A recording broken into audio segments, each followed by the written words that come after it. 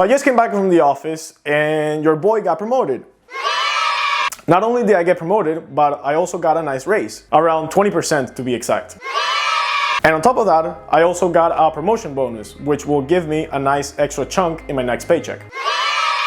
And before you think this episode is gonna be just me bragging, which is not, and you click off the video, first hit the subscribe button, and now let's run the intro.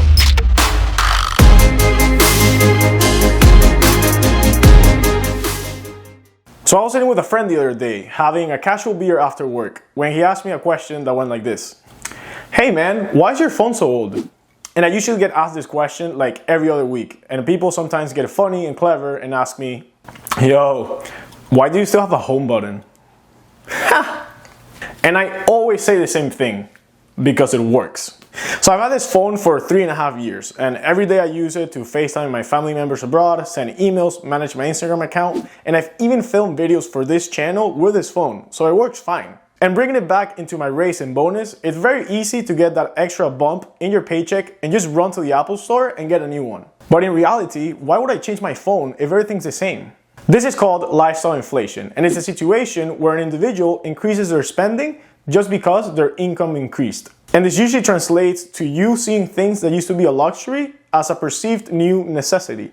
So bringing it back into the beginning of the video, with this raise, I could easily stop shopping at Costco and just buying from the supermarket that is closer and nicer. I could sell my 2015 Corolla and get a lease for a nicer luxury car. I could move out of my apartment and get something bigger in a more expensive area like Brickell here in Miami. I could eat out more often, or I could quite literally run to the Apple Store and get a new phone. But in reality, this will be unnecessary because the only difference between me a week ago and me right now is that I make more money, but my necessities are still the same. A smarter thing to do will be just to keep my same standards, and that little raise that I got, make it an automatic transfer from my checkings into my savings or my brokerage, and just save that extra money.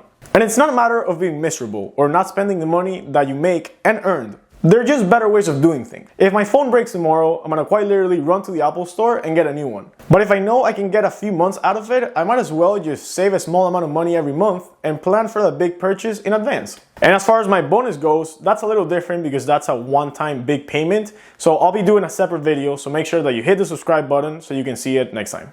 I'll finish with some perspective, or even some wisdom. My favorite personal finance book, which I actually have here in my desk, it's called I Will Teach You to Be Rich. The author says something that resonated with me since I read it. And he said that keeping up with your friends financially is a full-time job. If you really need a phone, go and get it. But if you're thinking about getting a phone just because everyone else is getting a phone, that's not the best approach. And I'll give you another one. One of my favorite influencers called Alex Hormozi posted a video on his Instagram where he told the story of people asking him why he was driving such a cheap car when he was making millions. And he will always say, you should look at my bank account and not my car. So for me, the biggest lesson here is when you start making more money, do you wanna look rich or do you wanna be rich? See you next time.